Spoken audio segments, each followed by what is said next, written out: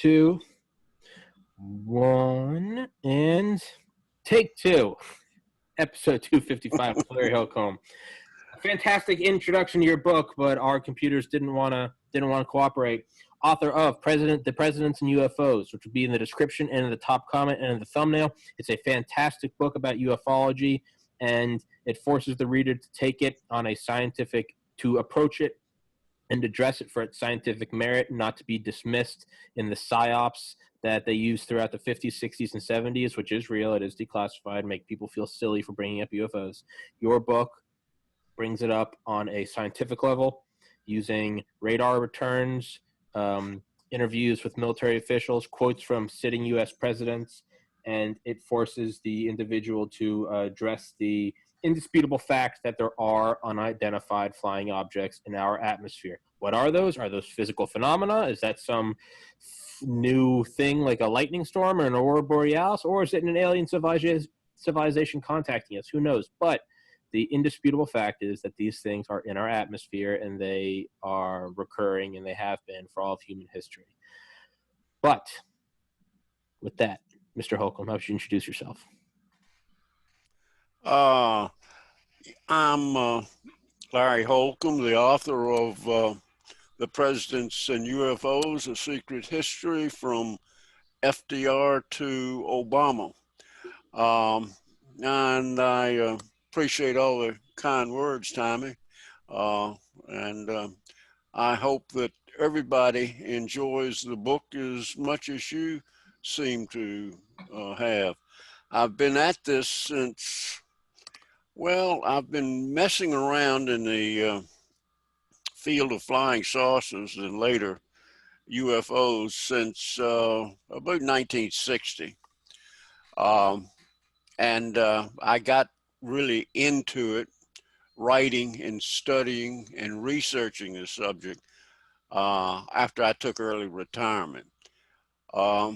So it's a very interesting subject.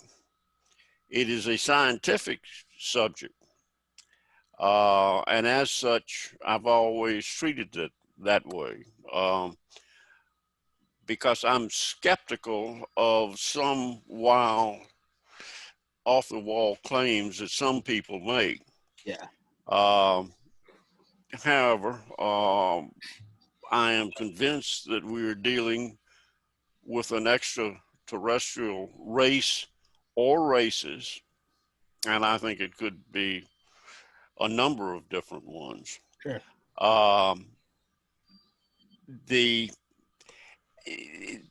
You have to be a skeptic to be a true researcher.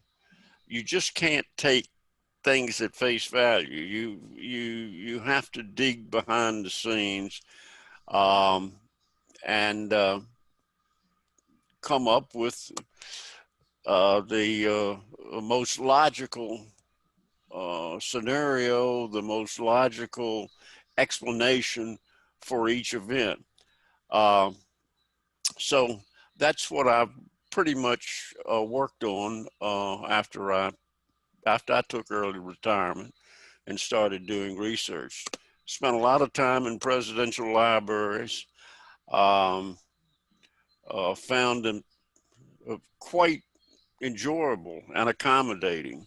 I was really worried when I started doing that, going to presidential libraries, that I would be frowned upon as some sort of kook. The opposite was true. I was treated very, very well in all the libraries.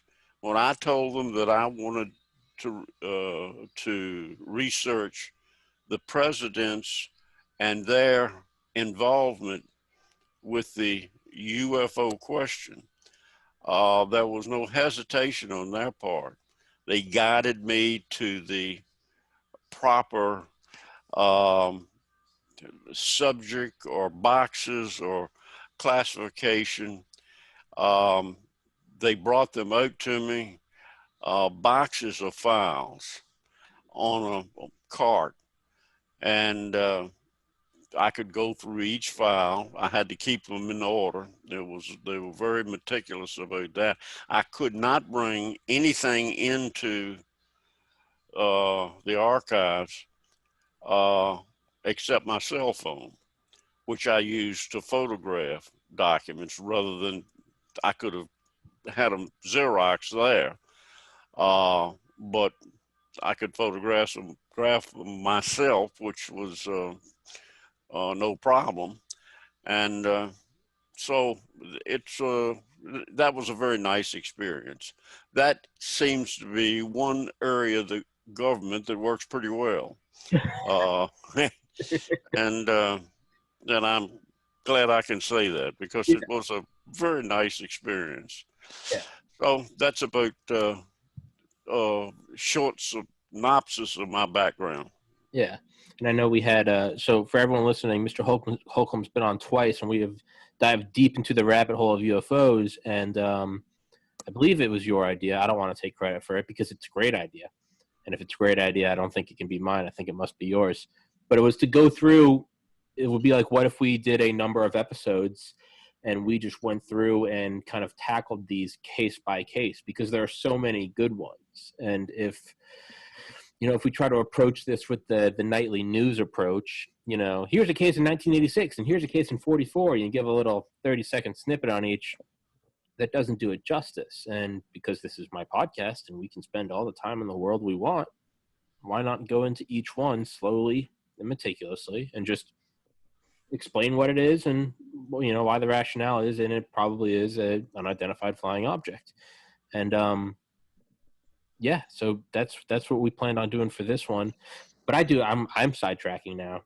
I do want to ask you about the presidential libraries, but before I forget, what we are going to go in today is about a UFO interacting with a test dummy ICBM shot from Vandenberg Air Force Base, as well as shutting down nuclear missile silos at Minot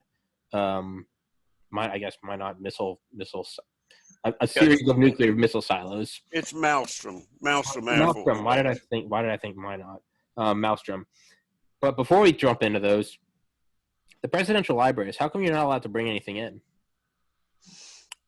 Oh, well, because they're afraid you'll take something out. Oh, okay. And fair enough. If you bring anything in, you could slip a page or two in that, like your briefcase, for instance. Okay. So they're very careful about that.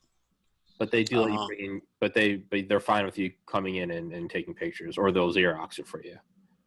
Yeah. Okay, so there's not like a limitation on like you can't bring anything out, in that like you can get the information out. Well, if you make copies. That's what I mean. Yeah. You can bring those out. Okay. Yeah. Okay. You can bring the copies that you photocopied. Yeah. And paid them for. Yeah. Yeah. You can bring those out. Okay. Well, but you can't physically take any of the documents out of that room. Sure. In fact, I don't think they'd like to see you get up and walk around with any. Sure. Yeah. I mean, you can't, because once those are lost forever. But so my favorite aspect of the UFO issue is their apparent interest and interaction with, I would say, first the United States and then on a global level, but with nuclear energy and nuclear weapons. And it makes sense that you do have to embrace some extraordinary ideas in order to entertain this extraordinary phenomena. But it would be, of course, they're interested in our nuclear weapons, not because it's something that they don't have, but rather it's almost like a hands-off parenting approach. They're letting us discover ourselves as a species, but we are at that crossroads where we have thermonuclear weapons, and it's maybe they view life as like a precious thing, and they don't want us to destroy ourselves. We can go through the growing pains on our own. Like, they'll let genocide happen, they'll let war happen, because that's part of our species' quote unquote growing pains. But there does seem to be interest in that. They don't want us to completely die, and that they will interact with us or are interested in our nuclear weapons and nuclear facilities. And then a second aspect of that is we are allowed to have our growing pains on Earth. We are not to bring, for lack of a better, we are not to bring that bullshit out into the greater universe. It is, we are a bunch of siblings arguing with each other, and that's all right. But don't leave your room. Don't bring that downstairs and ruin dinner for the rest of us, right? And that's what it seems like. So with that, can you give the listeners a recap of whichever one you want to start with, Vandenberg AFB or Maelstrom AFB? Oh, we can talk about Vandenberg first. Sure. Because that's both of these are very interesting cases. Yeah. But it does indicate, both of these cases you mentioned, indicates that whatever is out there has a great interest in our nuclear capabilities and the direction we're going with not only nuclear weapons, but nuclear power. Nuclear power plants. They've been seen circling over nuclear power plants. So there's definitely an interest. These things have come to and looked at carefully our nuclear facilities. Now, as far as Vandenberg Air Force Base, this was back. I'm forgetting the exact date, but I think it was in the late '60s, early '70s. Yeah. That Dr. 64. Robert Jacobs, or Robert Jacobs, he wasn't doctor at that time, but he is now, was a photo in photography. I forget his exact title, but he was in photography at Vandenberg Air Force Base. He was in charge of optics and photography there. He was a lieutenant and in charge of his field group. Now, what they were doing at Vandenberg at the time is testing multi-stage ICBMs, and how they were recording the ICBM was from a camera, a long-range camera that they had there near the launch site. But the problem was they weren't able to see the staging of the rockets as they went up, or they weren't able to see it clearly. Mm-hmm. So Jacobs decided that he'd take his crew from Vandenberg up to the Big Sur area of California, and set up his photographic equipment there so that they could get a side-on view of the launch, and they could see the staging of the rocket better. So Jacob said, we went up, set up at Vandenberg. We had communications back to, we set up at Big Sur and had communications back to Vandenberg. And we heard the rocket ignite. We knew it was on the way. He said, I saw it pop through the overcast. They have always, California, they have overcast that rolls in but anyway, he saw the rocket pop through the marine layer is what it's called. And he yelled to his guys that he had it, and they locked on to it. And they filmed it. They watched first stage, second stage, third stage perfectly. They deployed perfectly. And then the warhead. Now, the warhead was a dummy warhead. It wasn't a nuclear warhead, but it was the same size, type. It looked like it was a nuclear warhead. It just was a dummy. So they watched that, and kept on filming, I guess, until it was out of sight. Packed up the film and sent it by courier back to Vandenberg. So and then they packed up their equipment and they headed on back. The next day, his superior, Major Florence Mansman, called him to his office. And when he got there were two guys in the office with Mansman, and they were just in business suits, civilians. And they had a projector set up. And Major Mansman said, Bob, watch this film carefully. And he started running the film. And Bob watched it, and he said, Major, that's really great, isn't it? That's really worked good. We've got all the staging. And there's the warhead now, the dummy warhead. I'm really proud of that photography. And he said, Mansman said, just keep watching. And all of a sudden, over to the side comes in an object. Now, keep in mind, this missile is going like 18,000 miles an hour or something. Yeah, 60 miles off. And this object flies in to the warhead now. Of course, the rocket is staged, and so all you got flying is warhead. And it flies into beside the warhead and shoots a beam of light, like a laser at it.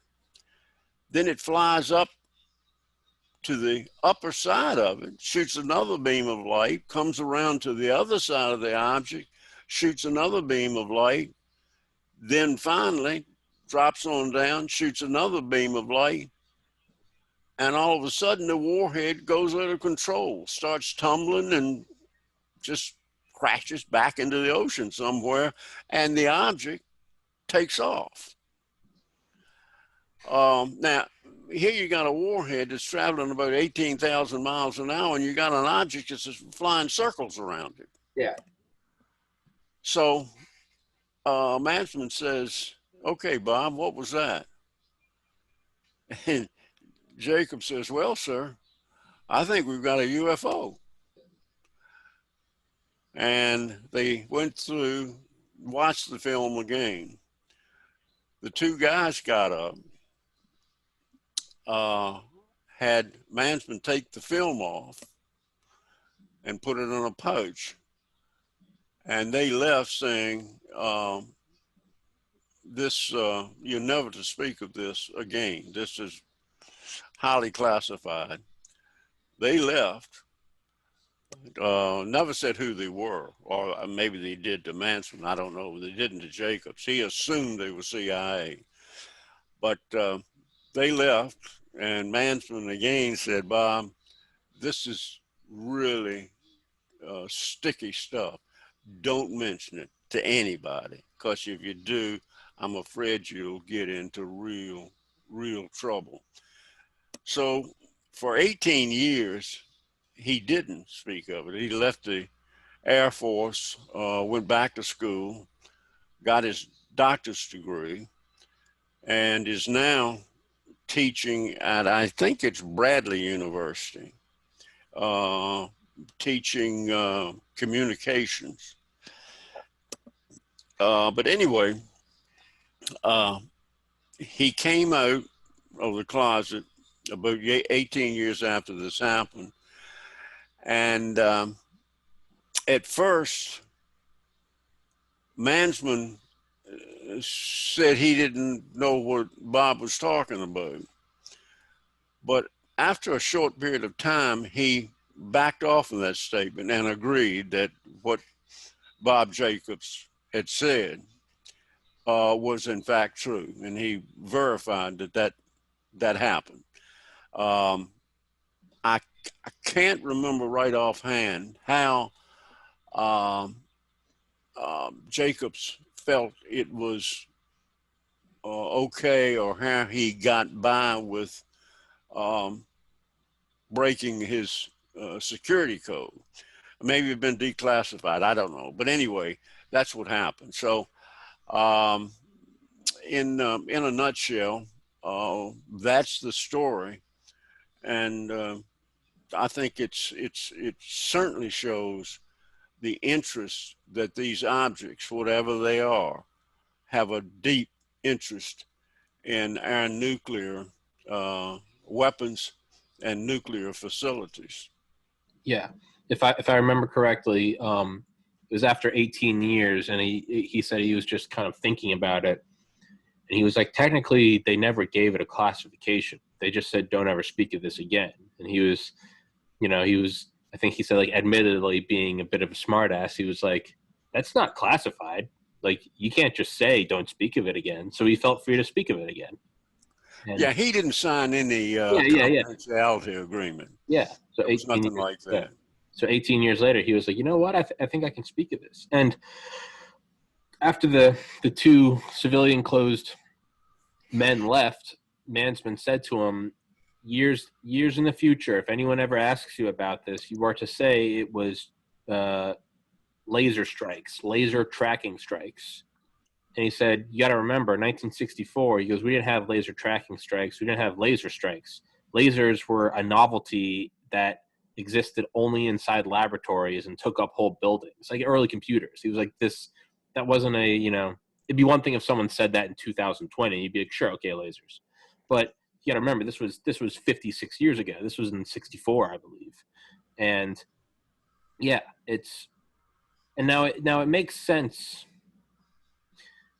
It makes sense that they would be. It makes sense that these craft would be, or these beings or these races would, as I said before, would be interested in our nuclear capabilities. And it also makes sense that our most upper echelons, military elite, would be interested in their interest, because if we know that if we shoot an ICBM, warhead or dummy warhead, it's going to be knocked out of space with something that apparently is just, no pun intended, light years ahead of us, because this thing's going 18,000 miles an hour at 60 miles straight up. And this, he described, if you looked at it, it looked like the missile was still, because this thing was just zipping around it like it was nothing, right? But the whole thing is just moving at cataclysmic speeds. I don't think that's the right word, but you get the point. We got to think about the implications of that. That means that there is a power, a craft, a technology that can literally and figuratively run circles around our most lethal physical manifestation of sovereignty, right? A hypersonic missile that goes into orbit and can put a multi-megaton warhead in your city. If we know that these are going to be knocked out of the sky just like a toy, it is highly, number one, we're interested in what's able to do that. But number two, okay, it's one thing if that happens, but we can't let anybody know that happens, because our power comes from the perception of our power, right? It's like, what if the Secret Service didn't have any bullets for whatever reason? That would not be good to protect the president. Let's say they're in downtown New York and none of the guys have bullets in their guns. Okay, number one, that's bad. But number two, you're not going to let anybody know that you don't have bullets in your guns, right? You're going to hold your rifles up and just hope no one calls your bluff. So it makes sense that we would want to keep that highly, highly secret, because what do we know? We know that we are essentially impotent, right? What do you think? Yeah, there's a lot of ways to look at this particular subject. That is UFOs and nukes. It's first of all, I think it's clear that they're trying to demonstrate to us what they can do. Okay. They can shoot that warhead out of the sky at will. Yeah. They have can show, in the case that's coming up that we'll talk about later, that they can shut down our missiles. They have the ability before they even launch to shut them down. So I think they're sending a message. You know what it is? Whoever they are sending a message that you people down there that are engaged in tribal warfare, we're not going to let that happen, or something to that effect. Now, are they worried about us, or are they worried about them? That's another question, because if we destroy the Earth and that disrupts the solar system, it could be very bad for other people, other beings in other places. So these are all questions we don't know. We can only speculate. But I think that really beyond any doubt that I have, they're sending us a message, and why they are so concerned, we can only speculate on. But it's worrisome. I was going to say, you know what it is? On your first day in prison, you find the biggest guy and you go punch him in the face, right? And that's to show that you're in charge. So they Not found me. not me. Yeah, no, I would no, I'd be a prison bitch. But so what are they doing? They're coming down here. They're finding the most powerful nation on earth. Then they're going to the most powerful nation on earth's most powerful weapon system, and they're knocking it out of the sky. Knocking it out of the sky while we're recording it. Just to, it's, they're just saying, hey, I'm your daddy. That's what they're saying. We can do it. We can do it. And then so that, yeah. So I have two notes on that, and it's, yeah. So what is that? I mean, amongst all the questions that arises, there are two important ones. Are we a threat to them in the sense that you want to wipe something out before it gets bad? So maybe, we don't wait until there are nuclear missiles on Cuba. We see that they're there and we address it immediately. Barricade, embargo, we send all these troops down to Florida and Georgia, Cuban Missile Crisis, and we're like, hey, we're dealing with this thing now. Because if we don't, this thing's going to grow and grow and grow until it's a legitimate threat to us. So the question is, are they coming down and going, you guys aren't a threat to us now, but if we just let this keep going for decades and centuries, you will be a threat? Maybe, or maybe they just don't want us to kill ourselves.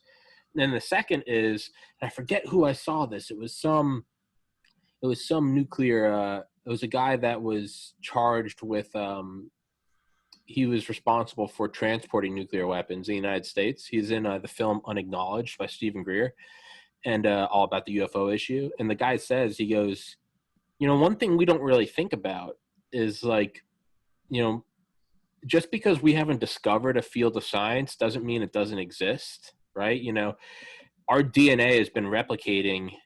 George Washington didn't know about it, but his cells are still dividing. Just because he didn't know didn't mean it wasn't happening. Our nuclear weapons, they might have effects in other dimensions. So we might be proverbially destroying another dimension, but not even know it. And I know that's a bit of a stretch, but I think that's an interesting, we don't think anything of it, right? It's like if we were all blind and throwing water balloons at each other, to us, we'd be like, haha, you're wet, not knowing that we're soaking the living room. We might be destroying someone else's dimension. And that's a bit of a stretch, I know, but.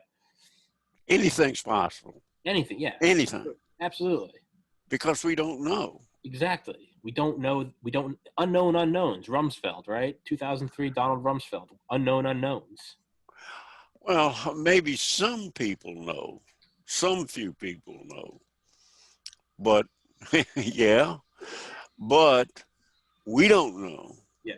And I have spoken with high-level people in the government, military officers, general officers, in one case, a 4-star.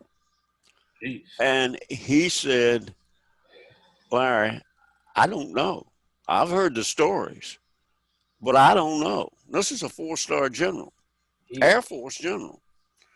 And he said, I'd love to know, but I don't have the need to know, so I can't answer. Now, there was another 3-star that a friend of mine who was in the Air Force, was a bird colonel, and he was going to put me in touch with this 3-star who was at NORAD. He was one of the top level guys at NORAD before he retired. And my friend tried to get me in touch with him, set up a conference call. And he didn't want to have anything to do with me. He didn't want to talk to me at all. So you got to believe he knew, being at the upper tier at NORAD and whatever mountain that is, Cheyenne Mountain. Cheyenne Mountain, yeah. And so he didn't want to talk to me. So you got to think he knew. Yeah. He knew some stuff. Yeah. But and even he probably didn't know. Obviously, NORAD was seeing objects. Yeah. These objects coming and going Absolutely. all the time. Absolutely. And whether the top brass knew what they were, somebody did. Some few people know more, but you don't know. Everything's compartmentalized, and who knows what. And two scientists may be working in offices next to each other, and they will be working on this subject. One of them will be working on one part, one will be working on the other part, and neither one knows what the other's doing. Yeah. It's just that's the way it works. That's standard operating procedure for that stuff. Anyway, as far as nuclear goes, I think that it could be these people could be our ancestors. They could be. These beings could be our ancestors, and they could have been monitoring our progress from beyond biblical time. Dinosaurs. Yeah. So that's speculation, but there's good reason to believe it. History Channel certainly made a whale of a lot of money out of their Ancient Aliens program. Yeah. But Christopher Columbus wrote in his journal that he saw flying saucers. That's right. At least from 1903 forward, you could just argue that maybe it was a craft, because we had mastered, we had achieved heavier than air flight. Why would Christopher Columbus say that? Like what? But before I get ahead of myself, I was going to say, NORAD. NORAD's a bit of a side project, passion, interest of mine. I geek out on it. There's a great documentary from the History Channel that I've watched 1,000 times. But it's even back in the 60s and 70s, and it sounds like an absurd statistic. It sounds like I got it wrong, or it sounds like hyperbole. But no, they were tasked with they monitor everything from just above ground level, like treetop level, to 23,500 miles out.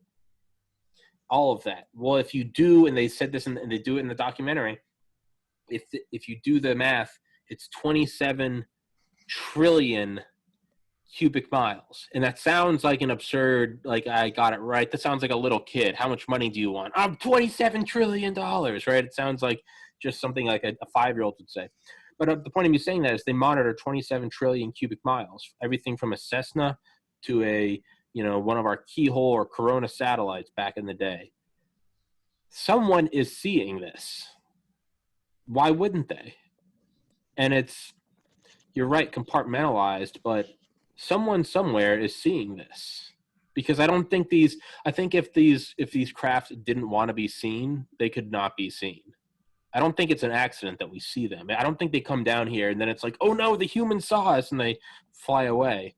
If these things are as advanced as they are, they could be invisible to all of our radar, all of our detection devices. I think they want to be seen. That being said, or on that note, I think that we've got to have satellite photos of them, radar photos of them. If NORAD's detecting this stuff, why wouldn't they? I'm sure they have a whole department of that where it's just a special access program and only a couple people know. But why wouldn't you? Well, they would. They do. Yeah, absolutely. I don't think there's any question about it. Yeah. But NORAD probably has pictures going back, I don't know, almost since the inception of NORAD. Yeah. And to a little bit off the subject, I can understand, and I think you can too, most anybody is, if these things exist, which they do exist, we know they exist, it would be it is and would be very difficult for the government to acknowledge that these objects can fly in our sovereign airspace, and we can't do a damn thing about it. Nothing. Yeah. Yeah. In the early 50s, I guess it was, or late 40s, the order went out to shoot them down. That didn't work out well for us at all. No, not at all. We lost a lot of planes and pilots trying to do that. So by 1952 in the Great Washington Merry-Go-Round, that one pilot that was involved in that and had all these objects come in and converge on him, and he's hysterical, hollering back, "What should I do? What should I do?" He didn't want to fire at them. Yeah. Then there's, I'm getting off the subject here, but then there was, the name escapes me right now. Pilot, he was a F-86 pilot in England. Who chased the, they said he was chasing. They sent him up, there was a large UFO just hovering over the English countryside, moving a little bit, then hovering. And Milton Torres was his name, the pilot's name. And he was sent up. And he closed and got within 15 miles of the object. And he had, I forget how many rockets he had on his plane. It's something like 20, and he closed in on the object within firing range. I think his radar went out, he could see about 15 miles. Yeah. His radar could pick up about 15 miles. When he got into that range, his radar picked it up, and he said it was enormous. Yeah. And the tower, whomever, said, "Your orders are to fire on it. Fire all of your rockets at it." And man, that scared him to death, because he knew that when he did that, that was his death sentence. Yeah. But before he could do that, the object just shot away, was gone. Yeah. So they can not only hear us, but they can anticipate what we're going to do. Which I think is a very interesting, I've thought about this before. And yeah, Milton Torres, the craft was, again, we see, had the radar cross-section the size of an aircraft carrier, which is a recurring theme. Over different continents and different decades. It's always, this thing had the size of an aircraft carrier. And when it flew away from him, their radars, one, when he approached it, he said it was the best lock on he ever had, and it locked on exactly at 15 miles, which was also the maximum lock on range for his radar. So this thing just burned right there. He said it was almost burned onto the screen. And when it took off, I think it's not in your book, but I've looked up his story, and one of the lines I've seen him say is it took off like a spark from a grinding wheel. And I think their radar said it was something 0 to 10,000 miles per hour almost instantly, which is insane. This thing just gone. Yeah. He was ordered to shoot on it, and that's like, Larry, that's like if me and Larry are hanging out and there's a big object over on a hill, and Larry says, "Go check it out, Tommy." So I walk over, and I've got a slingshot with a pebble, and it's a rhinoceros. And you go, "All right, shoot your pebble at it." I mean, that's a death sentence, right? Yeah. I'm like, "Thanks, man, I'm dead." But yeah, it's an odd one. But it, again, and I think the question is begged is, why would it be ordered to shoot at? They're not just, military officials aren't going to just have this guy fire 20 rockets in the middle of the English countryside, right? They rescinded that order pretty quickly. Yeah. I mean, by pretty quickly, within a year or so, because they were losing aircraft. Now, apparently, back in the 40s, late 40s, after post-World War II, they did shoot down a couple of these objects. But they were what I would consider just scout objects that did have some beings in them. But it's my belief, based on what I've read and the research I've done, that these beings were probably engineered beings. Mm-hmm. They weren't the living, or they were probably living, but they were engineered beings that was part of the craft. Yeah. And the ability for us to shoot these things down, I think soon ended. That issue was resolved with whoever these beings are. But I think they were just simply small craft that was coming here, like we send probes to the moon and to Mars and to Venus. Absolutely. So the big boys, I don't think anybody's going to shoot those down. No. And I'm making a note so I don't forget. One, I was going to say anticipation. So if you listen to Commander Fravor's interview on Joe Rogan as well as on Lex Friedman, he was the Air Force pilot who chased a UFO Tic Tac off the U.S. Nimitz in 2004. Great story. 2 great episodes on that. You should go watch them, Lex Friedman and Joe Rogan. But one thing he mentions twice, and this is the one thing that stuck out to me more than anything, isn't the craft, isn't the hovering, isn't the, it's a Tic Tac with no fins, no wings, no propulsion device, no cockpit.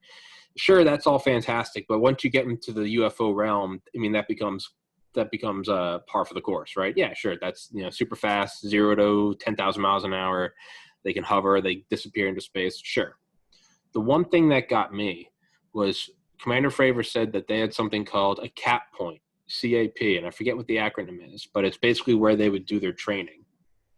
And no one knows what the CAP point is aside from the people relaying it to them from the aircraft carrier, and I could be butchering this, and the pilots. And no one knows about that, all right? So it's just, okay, so we have that. So let's say we have the aircraft carrier. Let's say the pilots are over here, and the CAP point is, we'll just call it X, and it's, 100 miles to the right.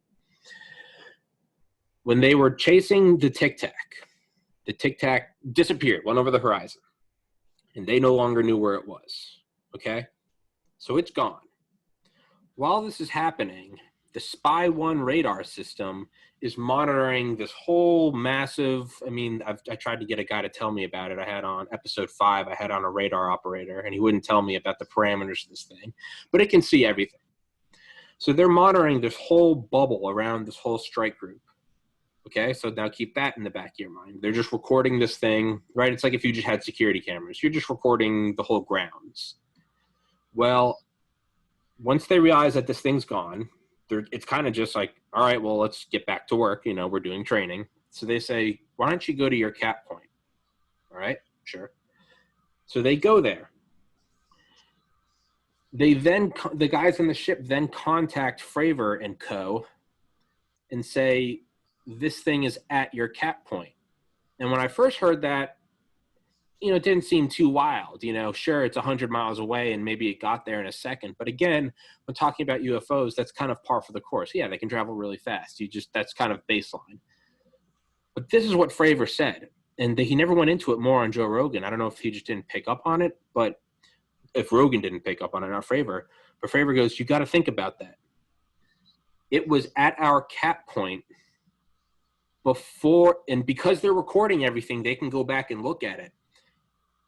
This thing was at their cap point before the people on the ship said, why don't you go to your cap point? So if you examine that, that means it knew before it was said, which implies either anticipation or, and this is where it gets crazy, some sort of time travel. Maybe just a couple seconds of time travel. Maybe it doesn't mean they're from the future. It just means that they can look ahead 5 seconds. But that's what it implies. If I say, Larry, you and I have a secret meeting place, and that secret meeting place is Walmart. And at 5:05 p.m., I say, all right, Larry, I'll meet you at Walmart. But then we go look at a security camera later, and at 5:04 p.m., there was a UFO at Walmart waiting for us. That means it can look ahead a minute into the future.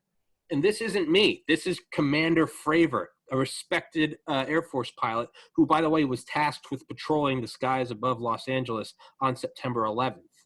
So he was pretty high up there. Mm-hmm. Those are his words. To me, that's beyond just fast technology. Oh, it can go a Mach 100. None of that matters if you can look 60 seconds into the future. That's God tier technology. Well, it's very similar thing that happened to in Iran with I can't think of the Iranian general's name, huh? Pariz Jafar. Yeah, Jafari. Yeah, Jafari. Yeah, I think. Jafari. Yeah. And when he got ready to fire, he was locked onto it and was getting ready to push the trigger. All of his instruments, everything went out. All of the ability to fire his weapons, everything. He still had control of his craft because he made a quick turn and got the hell out of there. Yeah.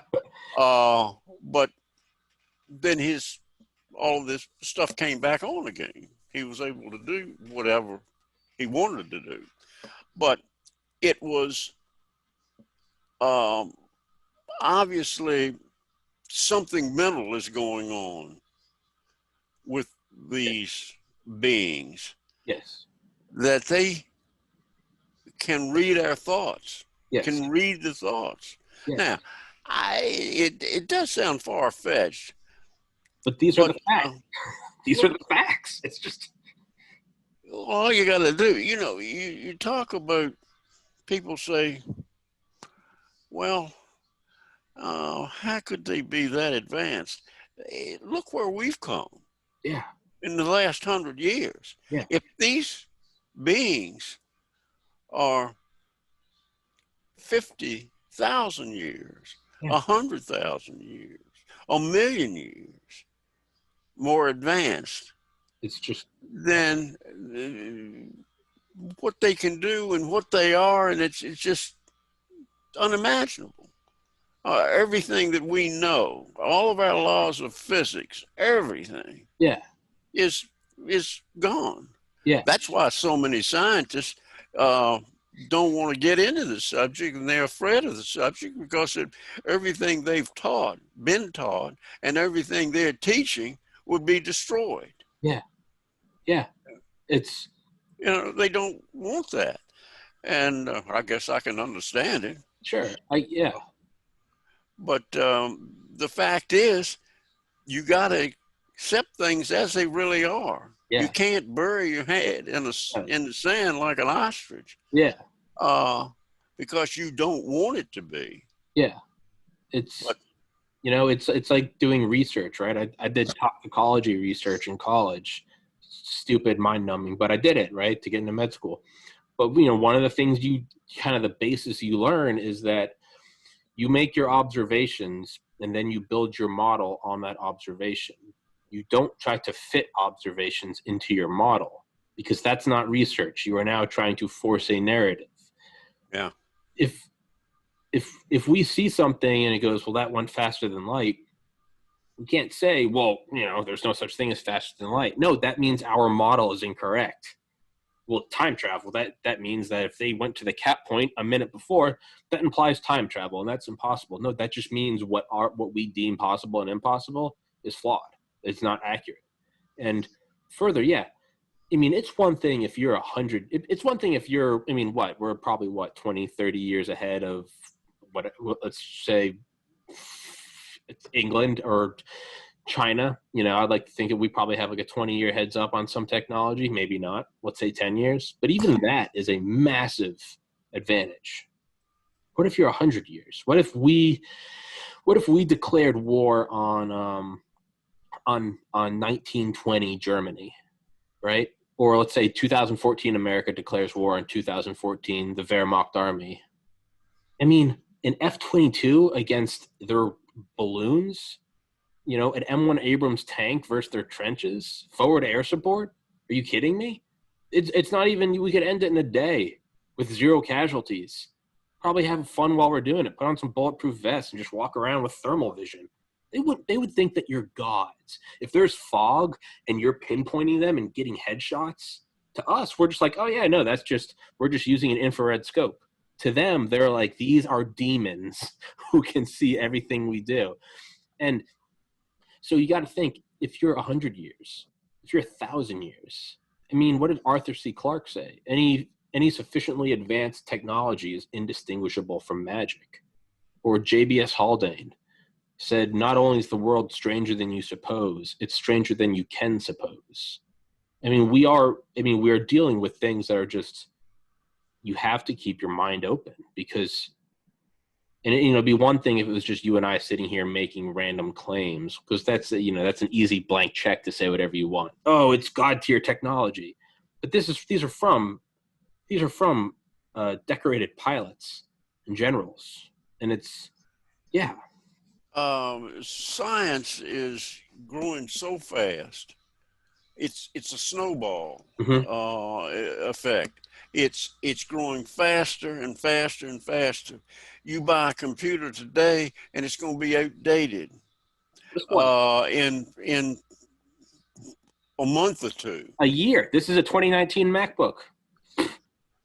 Yeah. Cell phones. Yeah. Smartphones that, my parents could not believe what we've got today. Yeah. That this little gadget right here has more power. Yeah. Has more power than the computers in the space shuttle. Yeah.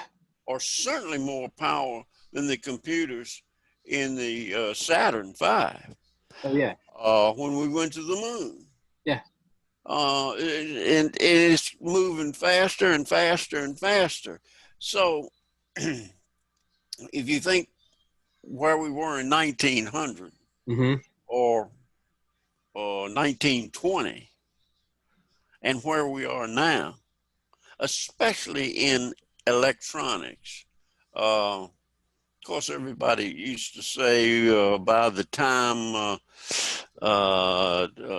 1980, 1990 gets here, everybody's going to be flying around in little jet-powered Yeah. vehicles, and cars will be won't they'll be replaced by other means of transportation. Well, that hasn't happened. We're still primarily using the internal combustion engine, much better than it was back then, but we're still there. But that's going to change shortly too. I Yeah. mean, we're at some point we're going to give up on fossil fuels, Yeah. and we're seeing that happening Yeah. now with electric automobiles, Yeah. and even some of the exotics now. The $1 million exotics are going to electric. Yep. Yeah. But anyway, I'm getting off the Yeah. subject. It's It is interesting to think about where we will be another 100 years from now. yeah. And the So, acceleration. what's in the future? What we'll find in the future is uh, will be amazing. I won't see it, but it's things are moving so fast that uh, the one thing I regret is I'm going to miss a lot of it, a lot that I'd like to see. Nonsense, Larry. You're gonna live to 500, and so am I. We're gonna be doing podcasts in 100 years. But Uh, I mean, you said it though, right? Because think about what's happened between 1920 and now. It's not only that; it's the rate of acceleration. It's not the same as what happened between 1820 and 1920. It's the acceleration is. I mean, Ray Kurzweil, his The Singularity is Near, his great book from the 90s, I think. You know, Moore's Law, exponential growth. It's the hockey stick. It's going faster and faster and faster. So, I mean, even if they were only 1,000 years ahead, we wouldn't be able to compare them. And an analogy I used talking with a friend of mine who loves UFOs. She and I were talking, and I thought of this, and I'll do this analogy, and then we'll jump on to Vandenberg or no, to Maelstrom. But I was thinking, like, you know, those like uncontacted tribes.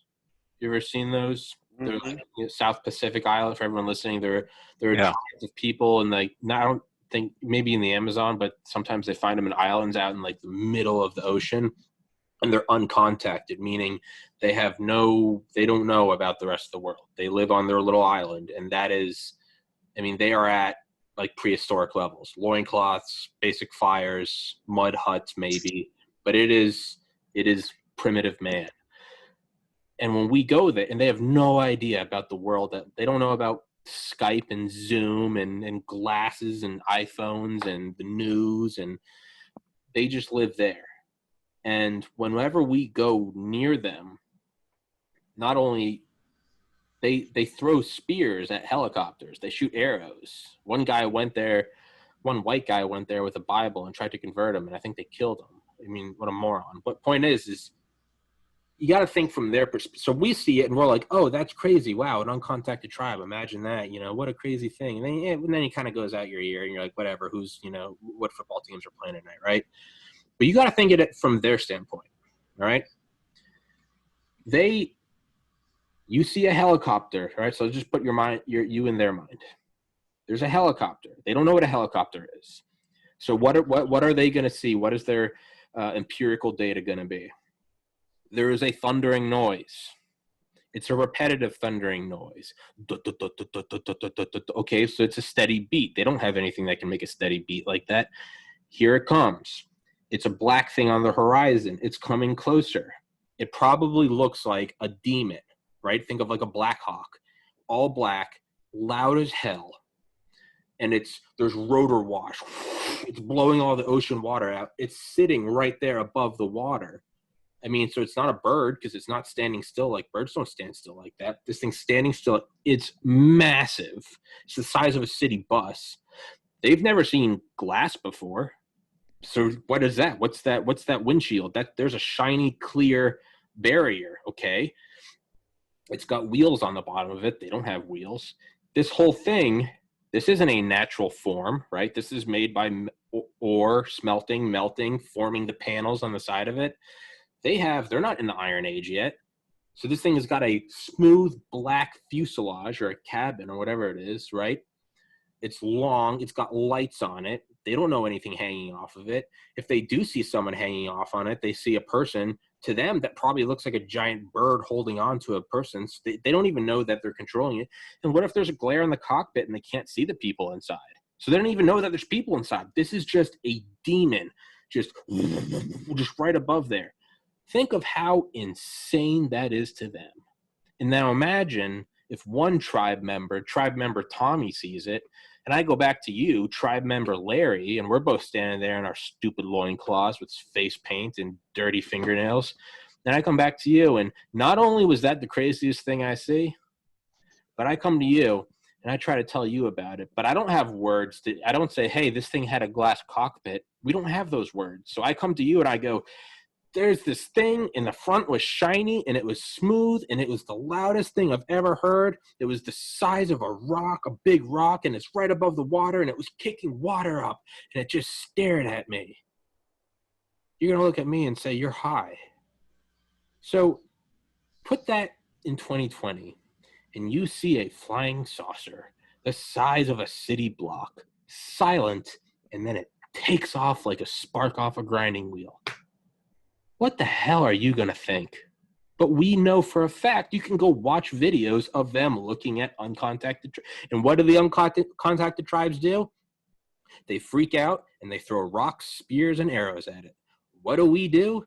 We fire our missiles at it. That's exactly what we do. So we can see this thing repeating itself, this pattern.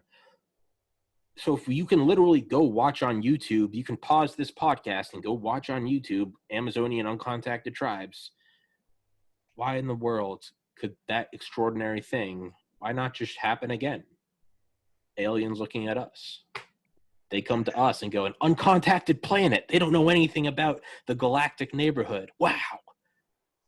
That could be us. Well, they certainly know all about us. But no, we don't know about them is what I mean. Right. Yeah. Well, the example you were making during the Second World War, I'm sure you know this, that when we would take an island, one of these islands, and it had these primitive tribes on it that had never seen white man. Yeah. And our machines, we came down, would go to these islands and come down out of the sky, and they thought we were gods from heaven or somewhere. Yeah. That we were gods and from heaven. Then after they got a little used to us, now I don't know if there was some initial fighting with bows and arrows or not, but all our soldiers there had weapons. They really didn't have to worry about that. Yeah. We were moving whole corps in. But anyway, after they got used to us, used to these guards from the sky, we'd start bringing aircraft in that was loaded down with rations for them, food, and all this sort of stuff. Yep. And so to them, the gods from heaven were bringing them food and manna stuff, Then when the war was over and we left, they couldn't figure where we'd gone. So they paid. This was on television. Yeah, no, I know exactly. I don't know. I know exactly what you're talking about. They made they made effigies. They made a cargo airplane or something out of and palm leaves, and hoping that the gods would see it and they'd come back. They were trying to get us to come back and bring them more stuff. Yeah. No, I know exactly. Yeah, there's stories of that, and there's stories of sometimes it gets even crazier. Sometimes we would drop supplies on islands that we didn't mean to.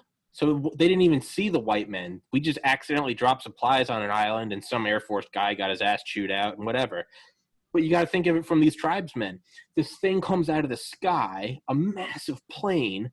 This thing comes out. What the hell is this? They open it up, and there's Zippo lighters, there's clean water, there's matches, there's clothes and blankets and food. The best food they've ever tasted. That's a god. That is a god in the shape of a really big bird. So they started, decades after the war, they would find these like little huts they had, like their place of worship. And they had effigies made out of mud and sticks and in the shape of World War II cargo planes, because they were just, the gods are there. How do we get the gods back? We need to make an offering. Well, and you go back and you think pre-biblical times. Yeah. If Ezekiel's wheel, our ancestors, if the story of Adam and Eve, the Garden of Eden, has some, I don't want to say some truth to it, but it happened, probably not in the way that it's written that it happened, but it happened. Mm-hmm. And these beings that came down probably initially planted life here. Sure.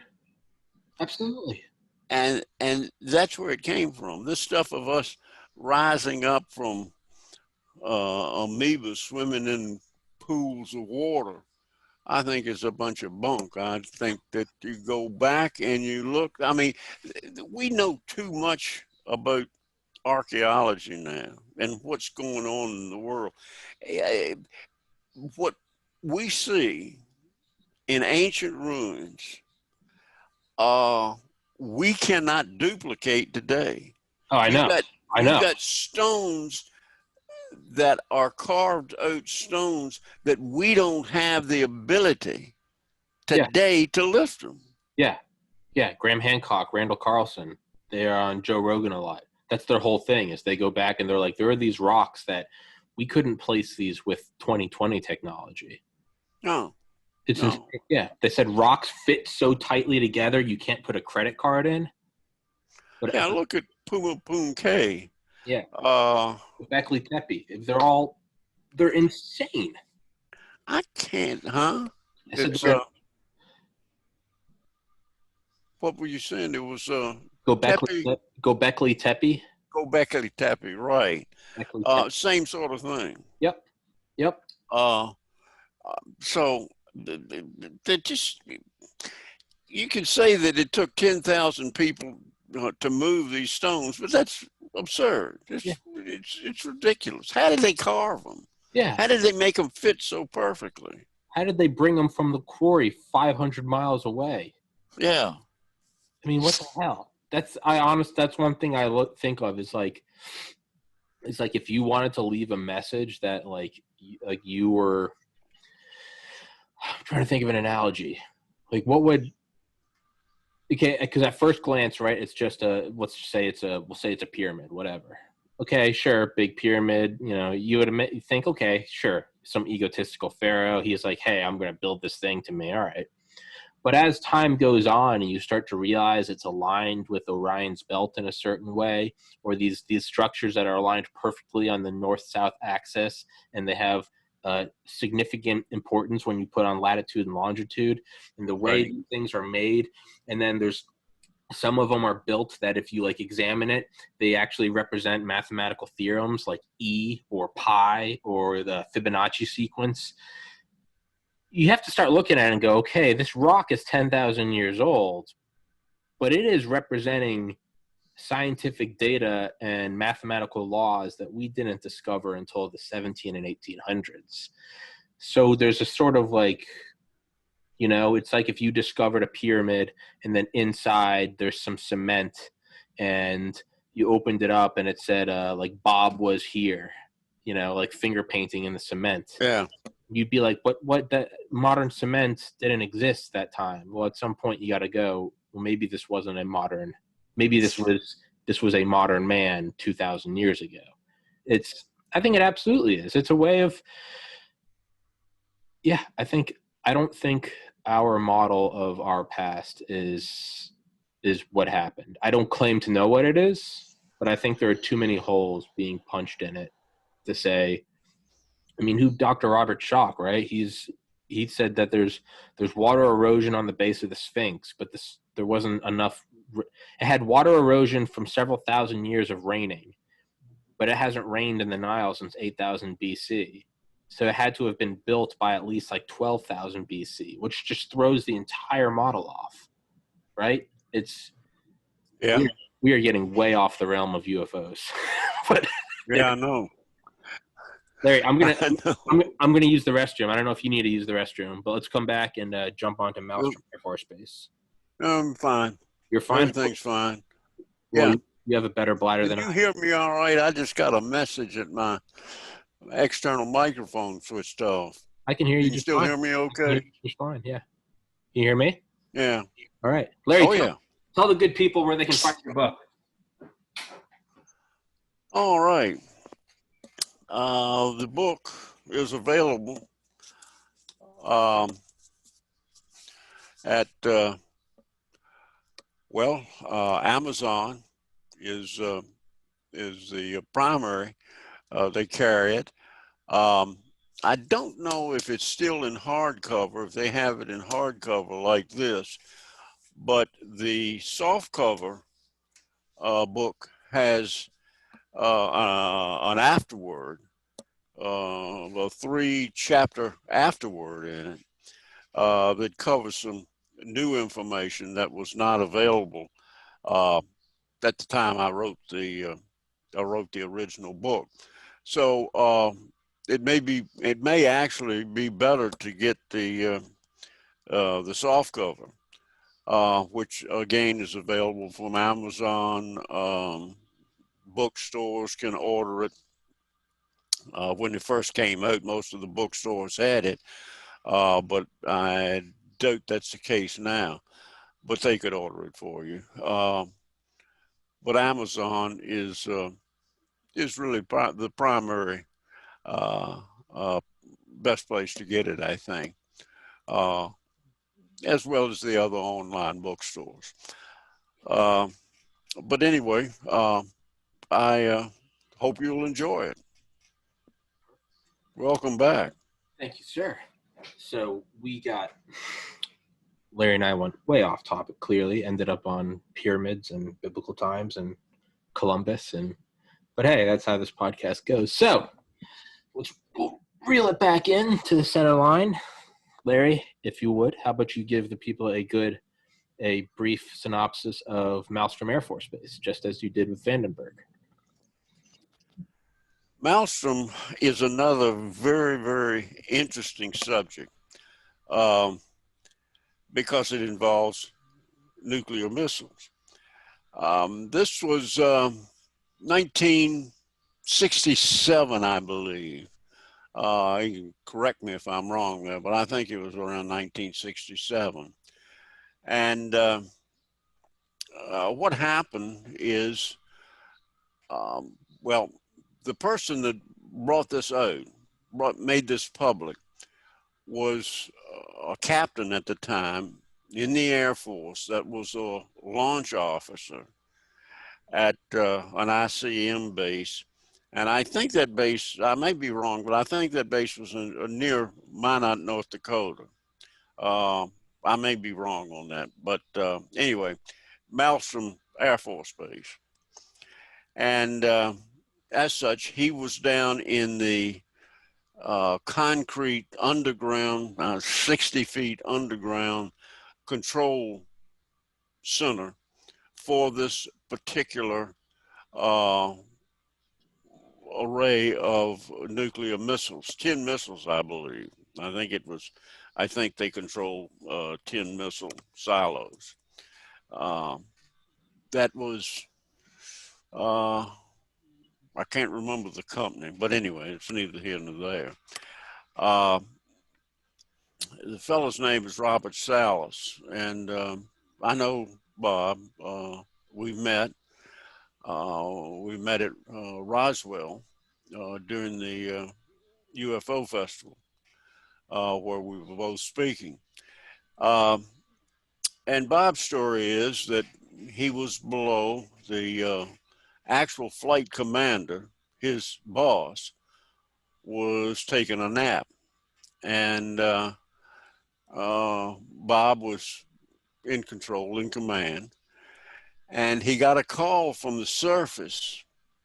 His one of his guards on the surface, and said, "Captain, we've got a strange object in the distance uh, that's glowing, moving around erratically, and what should we do?"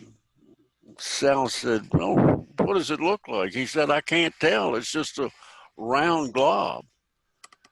And Sal said, "Well, just keep an eye on it. Make sure it doesn't get near the gates, the enclosed area." Um, so he hung up, didn't think any more about it for a few minutes. Phone rang again, and the guard was in a panic voice, according to Bob, screaming that the thing was overhead. They could see it clearly. It's this glowing disc that was right overhead, right over the fenced-in compound. And what are we going to do? Well, Bob said, hold on a minute. And he went to wake up his CO. They had, they in the capsule, the underground capsule. They had a little sleeping bunk there where people could nap on and what have you. Anyway, he went to wake him up. And just at the time he was waking him up, the klaxon went off, sounded. And Bob ran back, and his I guess it was a major, came with him, and they looked, and their missiles started going offline, one after the other, boom, boom, boom. Now, these missiles were, I think I remember that they were spaced about 100 miles apart. Now, that name may not be accurate. I can't remember the details of all of these things, but I think that's about accurate. I mean, they weren't close together, and they were independently operated. They were fired from this control center, but they were all independent. They weren't tied in together in any way. And so, boom, boom, boom, boom, these missiles start going offline. No reason for it. No, we couldn't understand it. Never happened before. They may have a malfunction with one every now and then, but not all of them. One right after the other. So after this happened, the object took off, left. They didn't see it anymore. Anyways, I recall the story goes that it was sometime later that I believe it was Oscar Company. Now, I don't know if that was Bob's company or was another one, but there was another company that found out what had happened to Bob's unit, at Bob's unit, and let them know that the same thing had happened to them a week before. So you had two of these events, 1 week, and then the following week, another group, or Oscar group, Oscar Command, whatever, which really sort of shook things up around there. But the end result was they had all of them, all the people present, had to sign a non-disclosure act, non-whatever agreement. Yeah. That they would not disclose anything about these incidents. And I think I think the fine for talking about them, anything that you had to sign a non-disclosure agreement with, could give you a $10,000 fine and 10 years in Leavenworth. I believe that's correct. In any case, a number of years passed, and Bob told me that he said, I was in a bookstore. He had retired from the Air Force. He worked. He didn't make a career in the Air Force. He worked in some electronics field. But anyway, he's a graduate of the Air Force Academy. And he was in a bookstore, and it may be 15, 18 years later. And he happened to pick up a book on UFOs. It was Timothy Good's book on, I can't recall the name of the book. It's one of Timothy's first books. But anyway, he was thumbing through this book, and he saw mention of his own event in this book. So he contacts, I forget right offhand who he contacted. I was originally thought he said he contacted an attorney, but I think he contacted somebody involved in the UFO scene, and they got, I think, in touch with an attorney who wrote a letter to the Air Force asking them if this event was still classified because it was noted in a book that had been published. They got a letter back from the Air Force and said, yes, it is still classified top secret, but it needs to be declassified now because of the time that's elapsed. So it will be declassified, meaning Bob could go ahead and tell his story, which he did. And that's how the story of the Maelstrom UFO event came out. There was also one other event that had a UFO that moved a concrete, and I forget the weight of the concrete, but it was some fantastic weight. Well, I don't know how many tons, but it was a tremendous weight. And it's a concrete lid that was over the silo. And that before the missile was launched, this concrete lid would move on rails off of the top of the silo before the missile, of course, launched. And a UFO, it was reported, had actually moved one of these heavy, picked it up and moved it to another location.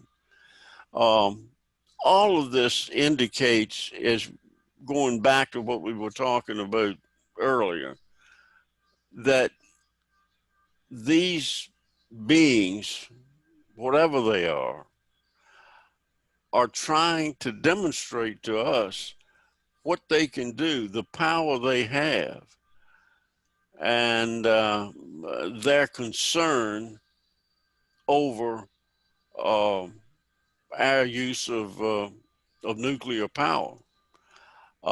So that's a story in a nutshell. Both of these I cover in the book in some detail, and in both instances that we discuss, both Robert Jacobs at Vandenberg and Bob Salas gave me a background on the event, and I put it in the book in their own words. So it's covered very accurately. So that's the event, and I think both of these events fit nicely with what we've been talking about. Um, I can imagine that if whatever interest they have in us uh, seems to be a concern to them one way or another, whether it's a concern over our welfare or their welfare, I don't know. But there is, I think that without question, there's a concern there. Yeah. And it's just not those two events, a number of events that have occurred um, that involved UFOs and nuclear weapons or nuclear power, as well as nuclear power stations. Um, so um, it's a warning. Hopefully,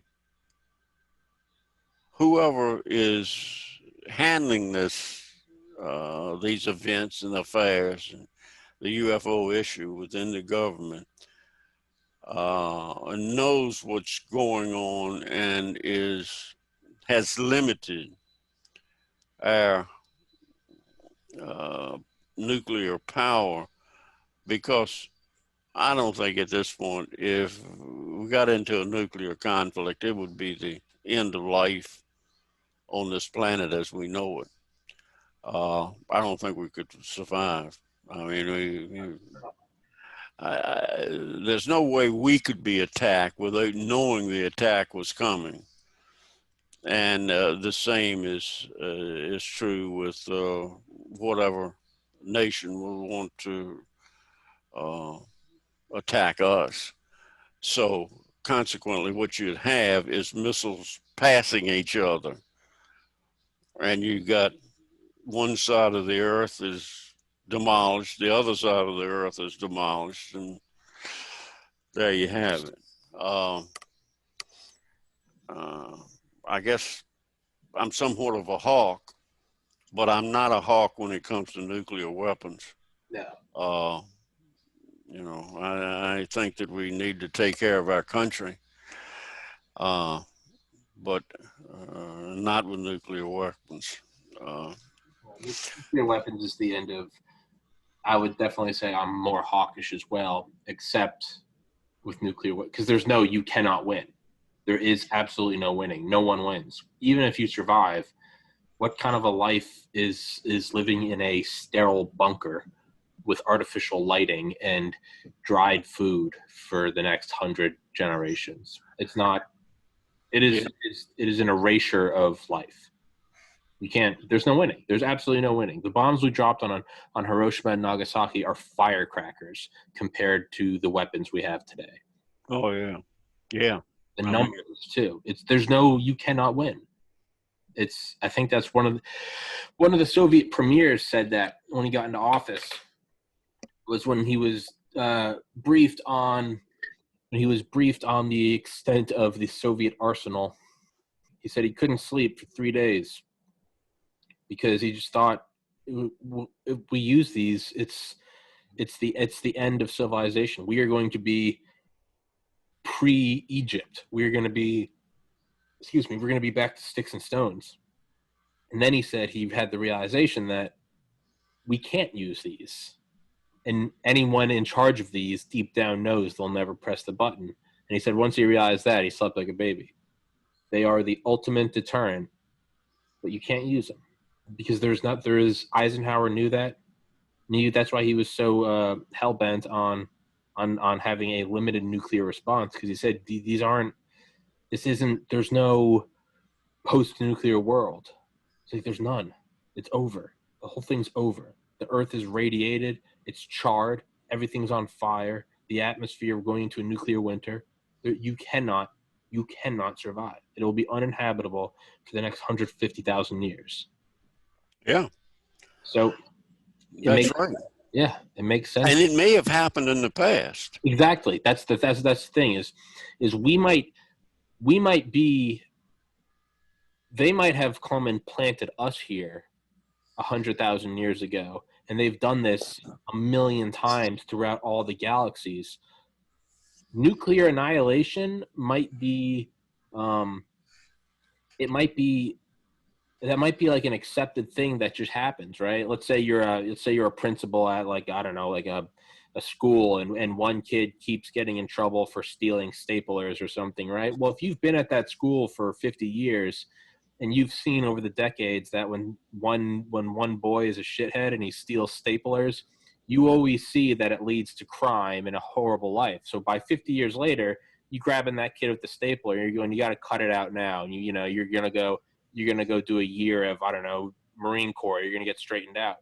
It might be that they've done this with so many civilizations that this is just there's a protocol up. They're doing the whole nuclear thing. So they come in and they get you back into class, and they go, stop skipping class, stop drinking.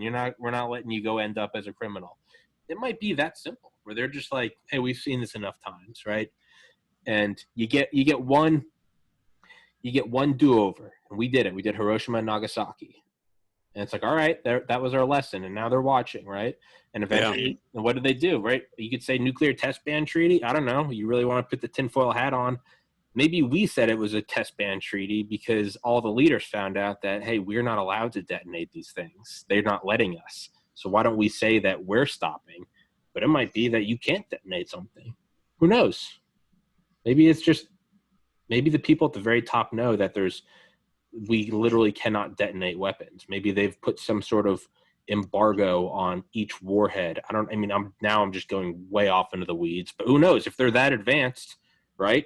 If they're that advanced, if we went to 1920 Germany, you could say that we could go up and like put a cement plug in each artillery piece. That's not sure. We could do that. It would take some manpower and resources, but we could do it. Who's to say that some alien technology doesn't come down here and just put the metaphorical cement in the artillery tube? Maybe they've put just a force field around every warhead, and if you detonate it, cool, but the explosion's going to stay within a 10-foot sphere. I mean, who knows? Maybe they're like, hey, you can have them, but no, you guys are grounded. You're not allowed to shoot these off. Who knows? Maybe. And now I'm going way off and losing all credibility. Maybe we went to the moon and they're like, no, you guys, you clean up your nuclear act before you go to another celestial body. You got to fix that one first. Who knows? But now I'm just saying bullshit. Yeah, well, I don't know either. But I do think it's clear that they're sending us a message. And the message is, watch what you're doing. Yeah. Because if you don't, we're going to step in. Yeah. And I think that's why they've shown so many times that they can take over our nuclear weapons. Yeah. They can take over the Russian nuclear weapons. They can take over the Chinese nuclear weapons. Yeah. They can take over any country that has nuclear weapons. Yeah. I mean, take over the weapon itself. Yeah. And disable it or destroy it. Yeah. In the case of Maelstrom, the builder of the rocket, which was Boeing, sent engineers out to see what the devil was going on, because Boeing said it can't happen. Yeah, it simply can't happen, but it did happen. So the engineers came out, and what they found was there was some sort of their guidance system had been attacked. Mm-hmm. And this is through, I forget how many feet of reinforced concrete through this into the silos. And the Boeing people found that the guidance system had been attacked, and they surmised it was by some sort of electronic pulse that did it. And what that meant was that they got them back online. They could get them back online. But what happened was when the pulse destroyed the guidance system, then the guidance system, because the guidance system was no longer operable, you know, if they were able to launch a missile with an effective guidance system, missile could be launched from Moscow and then end up in San Francisco. Yeah. So there's a safeguard. Yeah. That when the guidance system is not working perfectly, it would shut the missile down. The missile could not be launched. Yeah. So that's what happened. Well, you know, you got to say that's a clear message. Yeah. I mean, you don't have to be an Einstein to figure that out. Yeah. Yeah. No, it's sending us a message. So, where it goes from there, I don't know. I hope somebody in our government does know. Maybe we're actually in communication with them, like some people thought that Eisenhower was. Which is my favorite. Some people think we signed a treaty with them. Well, just who would think that a treaty, I mean, treaties we sign with other countries are not worth the paper they're written on. What good would a treaty be with somebody that's 500,000 years or more advanced with you and could wipe you out in a heartbeat? That doesn't make a lot of sense. It's formality, right? Yeah, I guess. But, you know, there's a lot of idiocy in this subject. And, yeah. You gotta use some common sense. Yeah, you gotta use your brain, because there's a lot of. It's the most interesting topic, but because of that, it also attracts the biggest lunatics. And I can't say, maybe I'm one of them, so I can't talk crap about them. But you got to use your brain looking at it. But I mean, just purely from just examining our own behavior, right? The helicopter to the uncontacted tribe, the dropping of supplies to the islands in the South Pacific. We know that if we just look at our own patterns, we can see how it's extrapolated. And I don't think it's absurd at all. It makes perfect sense, right? Appear over DC, right? There's a sign of that's sending a message, right? We can fly over DC, July 1952. We're going to fly over DC. We're going to, right? This is where we are. You can watch us. I mean, where did they first show up, right? Allegedly, Roswell, 1947. They showed up 119 miles, and 2 years later, so July 1945, we detonated the first A-bomb in Alamogordo, New Mexico. July 1947, same month, 2 years later, how far away out of the entire planet? 119 miles away in Roswell. That seems an awful lot like you're setting off pipe bombs with your friends and the cops drive by and shine a light, right? They're looking, hey, what are you guys doing? And we're going, oh shit, it's the cops, right? That's kind of what it seems like. And they're sending a message, and it does seem like it's not an overt do as we say, but it seems like a loose, these are some parameters, and you guys can do whatever you want within those parameters, but you're not allowed to nuke each other. I don't think it's that far-fetched. Not at all. You know, I can't remember exactly who it was. It may have been Dr. Lincoln LaPaz, who was in New Mexico in the late 40s when all of this testing was going on. And he made the statement about UFOs that,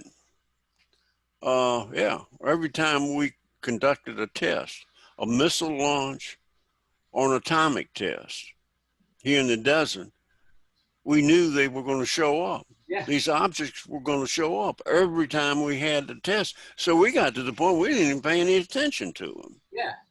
Now, I don't know if that was La Paz that said that, but it was one of the scientists out there. It wasn't Edward Teller, but it was one of the scientists out there that made that statement, which is interesting. Yeah. Going back to Cheyenne Mountain and I mentioned this 3-star general. Okay, maybe it was just 2-star, but anyway, he had a couple of stars on his shoulder that didn't want to talk to me about anything. Somebody said they were on a guided tour of the facility of NORAD inside the mountain. And as I recall, they were some officials, whether they were state officials or government officials. I don't remember. But they asked one of whoever was in charge of the project there, who was ever in charge of the facility, who was probably a general officer, about did they ever spot UFOs? And his reply was, well, sometimes we see things, but we can always identify what they are. There's always a logical explanation to them. Then they had a sergeant taking them around through the facility. The general or whatever, he didn't do it, but that was assigned to a sergeant. The same question was asked of him, and he said, oh, heck yeah, we see UFOs all the time. He said, that's almost a daily occurrence here. We log them, but it just happens. It's a common occurrence. So I don't know if he got in trouble for saying that or not, but probably not. I think that the threat of something being done to you is what's primarily used. And there may be, going back some years, they may be people that were wiped out because of what they knew and what they wanted to disclose. I wouldn't say that didn't happen, but I don't think that's the way now, because that would cause too much trouble. Mm-hmm. I mean, you don't want to do something like that that's going to probably be exposed pretty quickly. Yeah. And I don't think those tactics are employed. Yeah. Bob Lazar said his car was shot at, tires were shot out, windows were broken, somebody broke into his house. But I think these were all not intended to kill him. No, not at all. But to scare him. Let him know you're there. Yeah. Just like the UFOs with nukes. They're because because he became so public. Yeah. So quick that if he got wiped out, yeah, it'd be obvious. That would really not be good. Yeah. I mean, that would cause a real problem. So I don't think that sort of stuff is done anymore, but there is intimidation, I'm sure, that still goes on. But let me say, that may be ending also. We may be seeing the dawning of a new, I think we've already started into some level of disclosure. Yeah, so do I. And so we may see somewhat of a beginning of a turnaround. The government, I mean, whoever is in charge of this subject has got to know that sooner or later the truth is going to come out. Yeah. I mean, it's going to happen. Yeah. And already it has come out. Anybody that tries to make a debunking statement about Commander Favor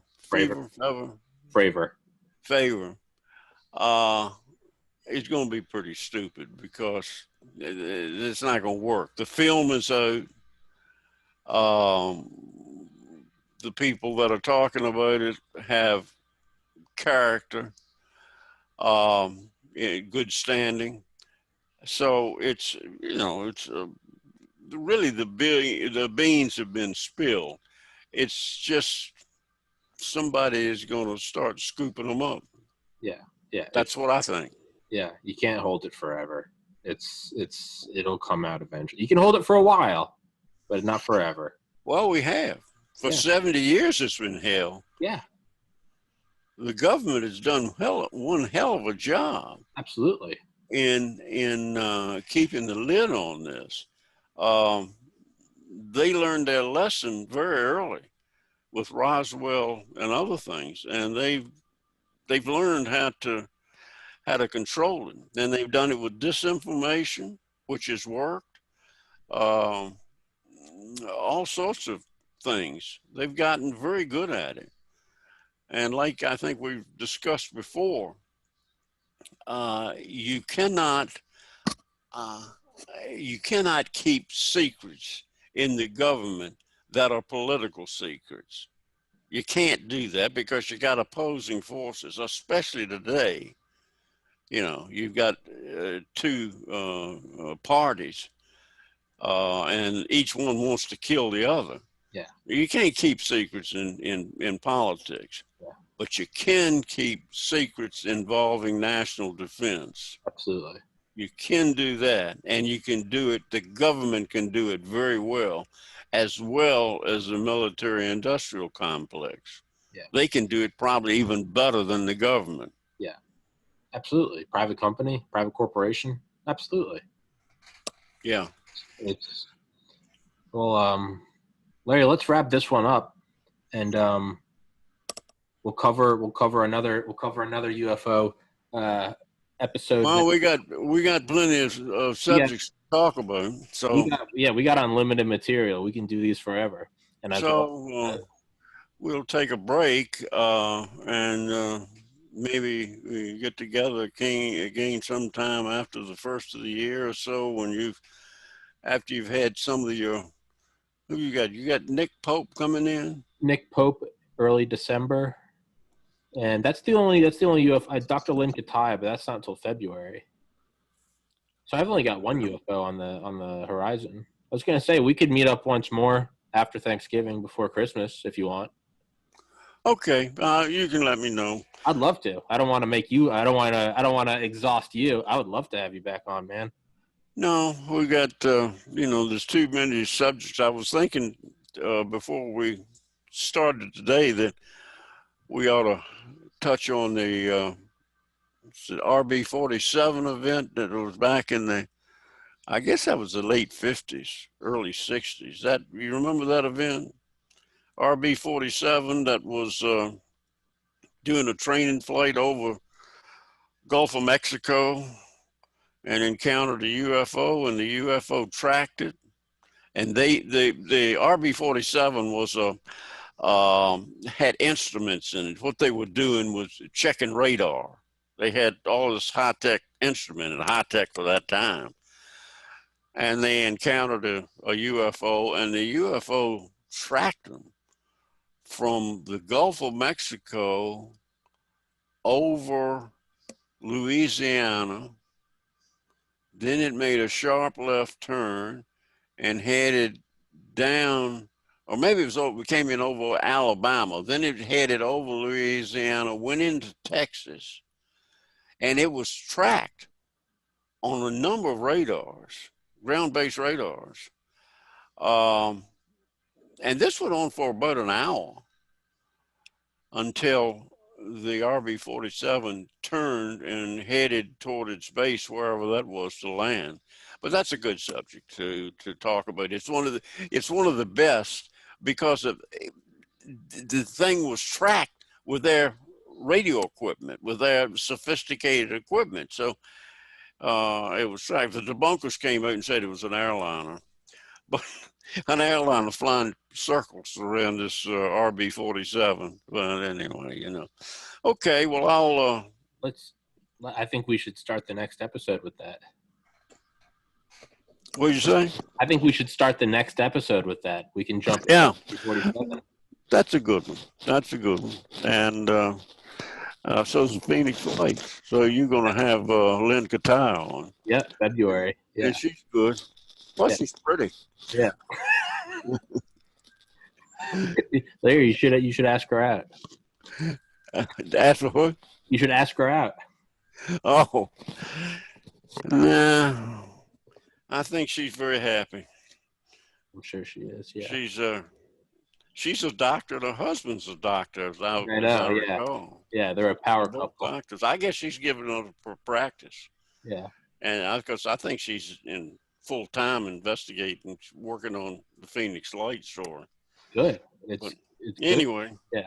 All right. Well, let's wrap this one up. I'll shoot you a text, and we can schedule the next one. Let's definitely do it. Let's definitely do one more in 2020, and then we'll jump to next year. And Okay, Tommy. Well, I'll wait to hear from you. yes, sir. Well, thank you so much for coming on, man. It's always I love talking about UFOs more than anything in the world. Always enjoy it. I always enjoy it. So I'm a kid in a candy shop with you. I love it. Mr. Larry Holcomb, author of The Presidents and UFOs, A Secret History from FDR to Obama. It will be in the description and in the top comments, available on Kindle. It's a great audiobook, great narrator, absolutely thrilling listen. And we barely scratched the surface today. And it's a lot more grounded in science than Larry and I going off on conspiracies about pyramids and whatnot. So it's awesome. I highly recommend it if you're interested in this field. And if you're not interested in this field, I highly recommend it. Open your mind. Just entertain it. If you don't think it's true, that's fine. But nothing wrong with opening your mind. Until then, Thanksgiving or happy Thanksgiving, Larry. And to all the listeners, happy Thanksgiving. Stay safe. Same to you, Tommy, and thanks again. I enjoyed it. Thank you, sir. As always. Always a pleasure. Stay safe, everybody. God bless America. Happy Thanksgiving, and keep an eye out for UFOs because they're real. 2020 is not over yet. All right, Larry. I'll see you, my man. So long.